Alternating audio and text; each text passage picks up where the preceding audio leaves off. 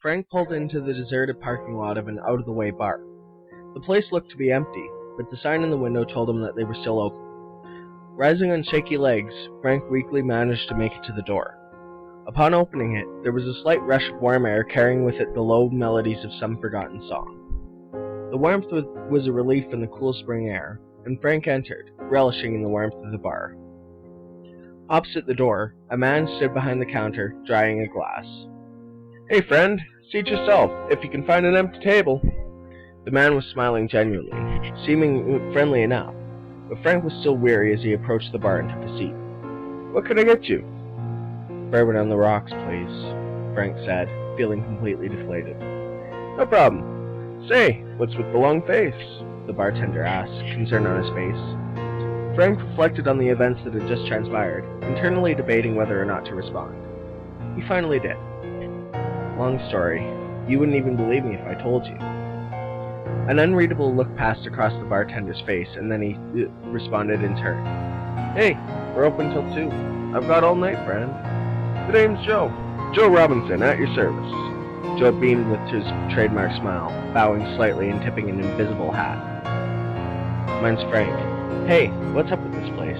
Seems pretty dead for a Saturday night," said Frank, voicing the worry he had felt from around the moment he had first saw the sign for the bar.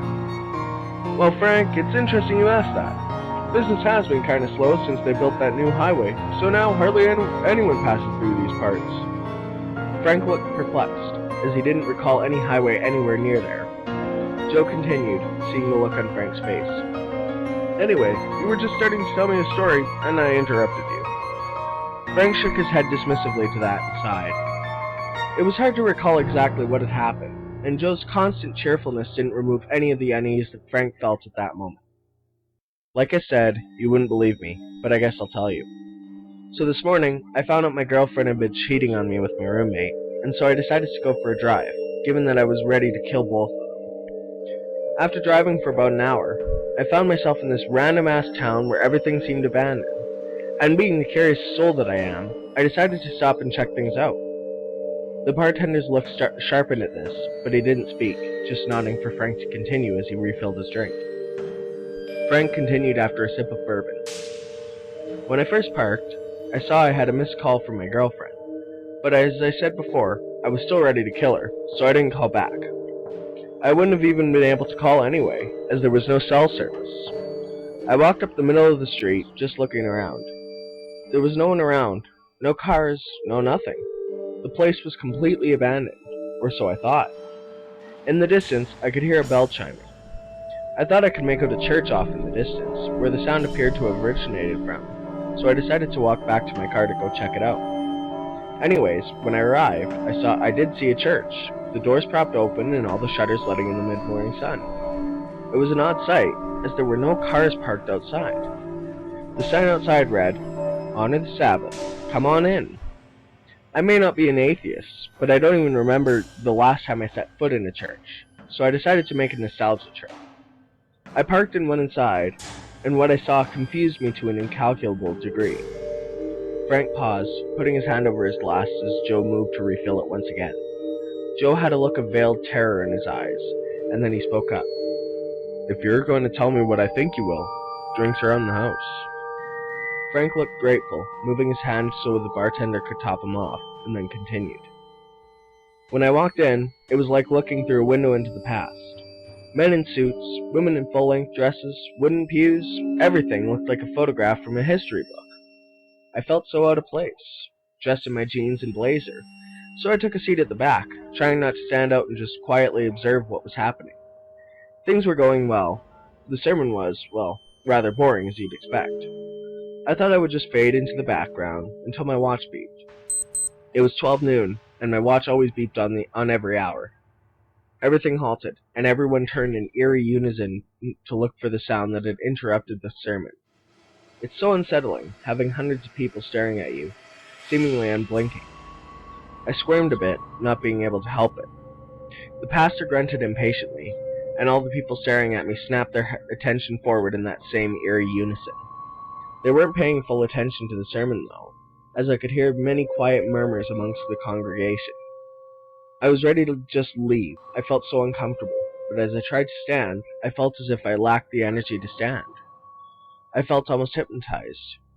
All I could do was check my watch every so often, and around 12:30, the sermon ended, and so did the trance I was under. As soon as I could stand, I walked as fast as I could to the doors and onto my car. At this point, I just wanted to get the hell out of there. But before I even made it to my car, the people had surrounded me, just staring. I looked around frantically, but there was no break in the crowd. I don't know how long we stood there, the silence only being broken by the sounds of level breathing, until a familiar voice, the pastor's voice, spoke up. "Fellow Christians, leave our new friend in peace. He's done nothing wrong here." The crowd dispersed immediately, and the pastor walked up to me and shook my hand before I even knew it. "Oh God, not again," said Joe, looking at Frank with fright. Without another word, he produced a glass from below the bar and filled it with bourbon, then topping Frank off. Frank looked at Joe, concerned. "Are you allowed to do that?" "That's not important right now," replied Joe. "Go on." Frank looked a bit unnerved, but nonetheless continued. So the pastor just grabs my hand and shakes it, leaving me feeling kind of unsettled. "Welcome, friend. We don't have too many newcomers in our church. Tell me, where are you from?" I looked at the pastor, lost for words. I told him I was from the city, the pastor nodding knowingly at this. He then spoke. "Why not come over for a lunch, my friend? My wife is quite the cook, and we never mind company, especially if you're a newcomer to the church." I opened my mouth to decline, but he took that as an agreement to his request. I could only bring myself to offer him a ride, seeing as it was evident that he didn't have a vehicle. He looked at me, confused, and I pointed at my car. He looked at it disapprovingly, shaking his head and mumbling to himself, but didn't stop as we made our way over to it. Halfway there, I checked my phone and saw I still didn't have service. We got in the car and I started it, the music starting along with the car. I was getting sick of that CD, so I decided to tune into the radio, but got nothing except for static across the dial. The pastor and I didn't speak for the duration of the trip, with the exception of exchange of directions. I figured he must have been judging me on my taste in music, but I didn't say anything, as the earlier hypnosis began to take hold once again. We eventually arrived at the pastor's house, and when we got out of the car, I checked my watch and found it had died at some point during the trip. I decided to remove it and leave it in the car, as it served no purpose to me now. Frank paused to down the rest of his drink, and Joe promptly refilled it. They stared at each other in silence, and then Joe finally broke it. "Are you being serious right now, or am I going crazy?" he asked. "I wouldn't know anything but the truth about this, Joe. I wish I were making this up, but I still can't even begin to comprehend it all." Frank elaborated, noting that the jovial demeanor of Joe had evaporated, leaving what seemed to be a frightened, empty shell of a man. Joe finished his drink, and then poured another, motioning for Frank to continue. "So, as I was saying, we arrived at the pastor's house and my watch was dead. We walked up the porch steps to the front door, and entered. I stopped in the front entryway to remove my shoes, prompting another odd glance from the pastor, but he didn't object, walking to the kitchen to where his wife was making lunch. I couldn't hear the entire exchange, but I did hear this. "Helen, we have a guest for lunch. He's a tad strange, but he seems to be a good man, so give him the benefit of the doubt." His wife said something in a low voice, something agreeable, and as I removed my other shoe, the pastor reappeared, smiling. "Lunch won't be ready for a few minutes, friend. Why don't we go to the sitting room and talk?" I gave an odd look at this, but still followed, uneasy but now deeply intrigued. We entered the sitting room and sat down, an awkward silence enveloping the room. I made brief eye contact with the pastor, and a chill ran down my spine, as the look in his eyes was so intense, it felt as if he were staring right through me.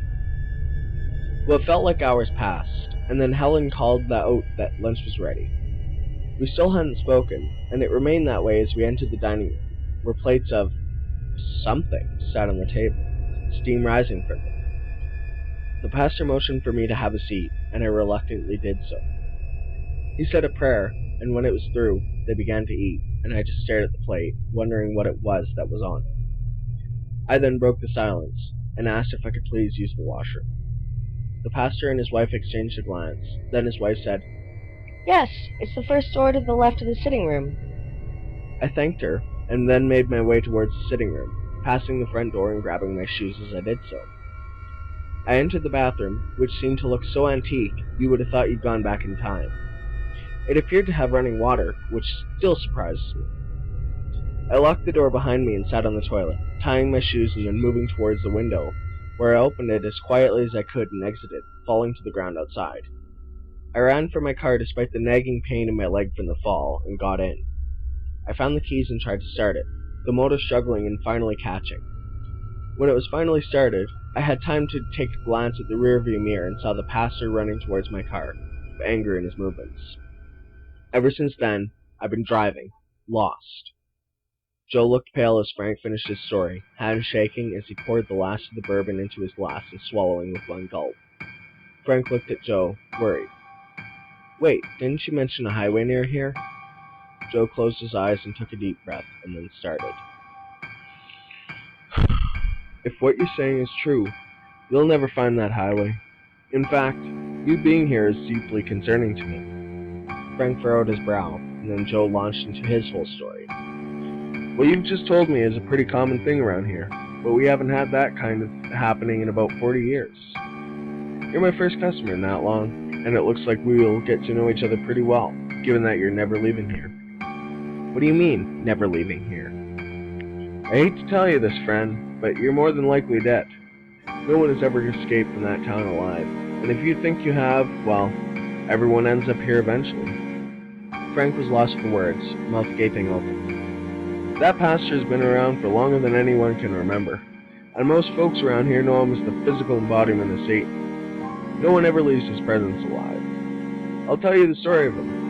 In the 1880s, a young pastor started his congregation in a former farming village right where we are now. He was known for being fiercely devout, striking fear into the hearts of all of his congregation. Near the end of his time, people in the village, members of the congregation, began to go missing. The rest of the congregation felt uneasy about this and began to suspect the pastor, Samuel Moore. One night, they gathered together outside the pastor's house and stormed it, where they found the good pastor and his wife seated at the dining room table with half-eaten plates of an unknown food in front of their corpses. The group split up and searched the rest of the house, and when they approached the sitting room, a foul stench invaded the air, and then the group discovered the source. All of the missing villagers lay in various stages of decay, their lifeless corpses spread around the room. Everything was abandoned the next day, and the whole incident faded into the ether. Wait, what are you talking about? Interjected Frank. This place isn't real. Anyone who stumbled across the abandoned town ends up here. This is somewhat akin to limbo. I've lived and worked here for most of my life, even after I died in '68. I worked here until this place caught fire, and that's how I died. Things go on as usual, except that I'm the only one here now, the only one to guide the lost on their journey to the afterlife. Frank stared at Joe, eyes wide.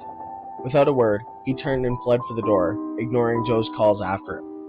He made it out to his car, and when he opened the door, he found himself falling into nothingness.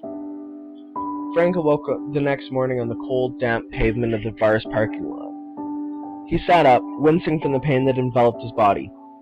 He limped over to his car and pulled himself inside, starting it. He drove off slowly, pulling out his phone. He saw that he now had service, and decided to call his girlfriend. She answered on the third ring, sounding relieved. Her voice was scratchy, with a deep exhaustion present.